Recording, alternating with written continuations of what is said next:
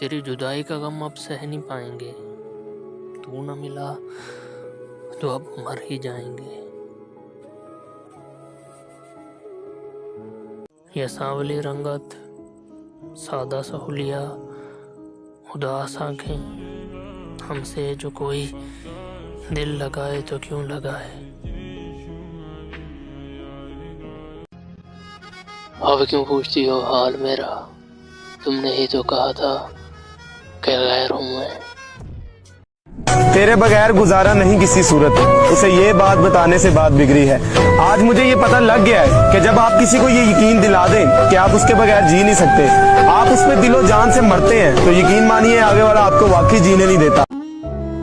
زندگی نے اتنی الجھنوں میں ڈال دیا ہے کہ اب تو اتوار کو ملنے کے لیے بھی دوست نہیں بچے۔ بے وفا لوگوں کے لیے کہ محبت اگر رب سے ہو تو سکون ہی دیتی ہے، نہ ڈر جدائی کا، نہ قطرہ بے وفائی کا۔